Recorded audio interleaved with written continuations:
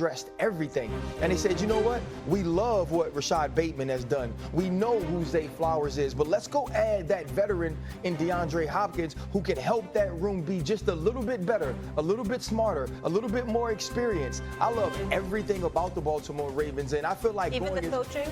Even John Harbaugh is an absolute stud. This team is not only prepared season in and season out, but they have a culture of winning, a culture of physicality, a culture of accountability. I expect this team to be the #1 seed in the AFC, and I'm picking them not to only win this game, but pretty much be the favorite throughout the season. Yeah, I picked them to win this game. I picked them to win the Super Bowl. If they lose this game, though, it tells me that they can't beat Kansas City and Buffalo. If they lose. Game 1 of the season? If they lose on Sunday night, since 2022, that would make them 1-5 against Kansas City and Buffalo. 1-5 against Kansas City and Buffalo. It would mean that in those other 5 games, so they're 1-4 up until Sunday night, they've -6 in turnover differential. And they lost those games by 19 total points. I agree. I think everyone sees that this team it's like this is the year. But if they lose to Buffalo again, it's like, man, why can't you get past them? Why can't you beat Buffalo and Kansas City the way that you basically beat everybody else? Dan, what do you think about a year like last year where they really dominate Buffalo in the regular season Dominated. game, right? It was offensively, and then even you outgained them in the playoffs, but lose. Do you feel like this is almost just to give you the thought that they could beat one of these elite teams, they have to win it? Yeah, I think there's a little bit of that. I mean, I got too much respect for Lamar and those competitors to think that in their mind they like, oh, we can't get past them. The playoff game was the aberration because you're like, okay, there's the 3 turnovers. One of their all-time great players drops a 2-point conversion, no Zay Flowers. And I'm not sitting here telling her, like, can't beat them. I'm just saying this would be 1-5 against those 2 teams in the last 3 years. For a coach who's won the Super Bowl, for a quarterback who's a 2-time MVP, for a roster who's got 5 first-round picks in their secondary loaded, you can't beat those 2 teams out 1 time in 6 games? That's something. I look at it slightly different than you. If they lost, we'd assume Josh Allen, Patrick Mahomes, rightfully so, has their number, and there would be even less pressure. I don't view it that way. On less pressure on Lamar Jackson. You understand what I'm saying? I think the more pressure is on them when you're going to say about them what I'm about to say about them. I've got Lamar Jackson winning the league MVP, his 3rd. I've got the Baltimore Ravens winning the Super Bowl championship. I think they're the best team in football. And I'm thinking about how 7,224 yards of total offense last year, the 3rd most in NFL history in a season. 3rd most in the season in NFL history. Todd Monken, his 2nd year on the job as your offensive coordinator, entering his 3rd.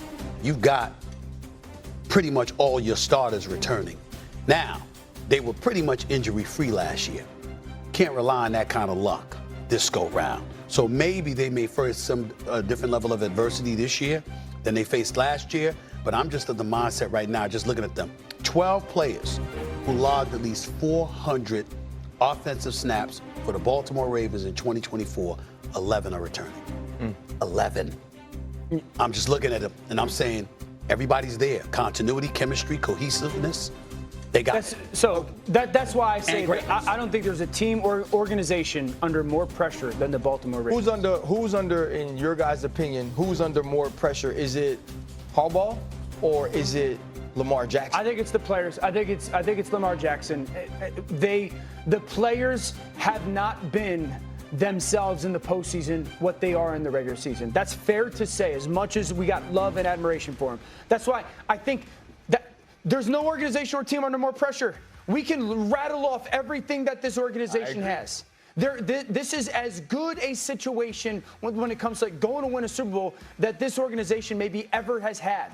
You got to go get it done. And that's why you sit there and like, to your point, though, Stephen, I think that the crazy part of this is a lot of people expect that Lamar is going to certainly be in the conversation to win MVP and for them to win the Super Bowl. If that happens, he gets into a very small group. Like he gets into a group that's all-time great. But the thing is, that's the pressure. But I wonder what the conversation is within this locker room. You could see that Lamar, his level of competitiveness says, yeah, like that's on me, right? Like I want to go win it. I remember losing to Buffalo. It's only fueled my fire. And then you hear John Harbaugh saying, anybody who is saying it's championship or bust for us doesn't understand. But I feel like we do.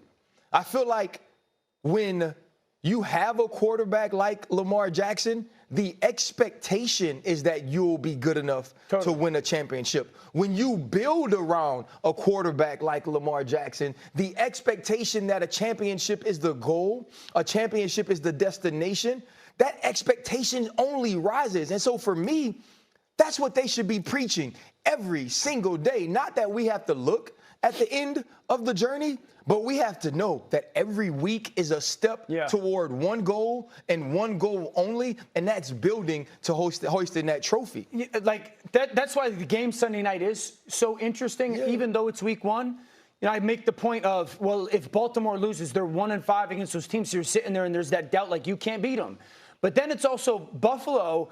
While everyone's rightfully saying like, hey, you got to go win it too, I don't think Buffalo's roster matches up top to bottom to Baltimore's. So if they win, it's like maybe they're a little bit better than even some people's expectations. Well, these two teams tied for the shortest odds to win the Super Bowl. Lamar, shortest odds to win the MVP. We'll leave it there, guys. When we come back, Micah's first game as a Packer will be against division foe Detroit. It's just what Vegas thinks. Will the winner of this game ultimately win the NFC North? I can't wait to see Green Bay. Which New York game is more intriguing on Sunday? Aaron Rodgers against his former team, the Jets, or our first look at Russell Wilson leading Big Blue? Come on back. This might be our toughest debate ever. Whoever built this app is a bad man. But let's start with all the football. Do you know how many games I could watch on a college football Saturday? Don't even get me started with the Monday Night Football with Joe and Troy, plus the Manning brothers watching while tracking my fantasy team. You can't beat that. Stephen A., you know I love my sports, but for me, it's StreamCenter. On my couch with my 40-piece wings, all drums, no flats, with my phone in my hand, and bam! Live games instantly on my TV. My phone is my remote now. Fans live for that. This might be the only take we agree on. The ESPN app is phenomenal. Download it now and get on the street. What the hell is going on here? What do y'all think y'all doing? Keep your seat warm. Yeah, Keeping the seat warm. Is that what you're doing? Keep it a cool boo. It sounds to me like y'all trying to change stuff up. No. You ain't changing stuff up here. You understand that? Especially when it comes to me. Do you understand? Do you understand? I understand, but I just want you to know this is going to be our last take. That's it. A last take. Last take. That's it. It ends now. Get out of here. We carrying on.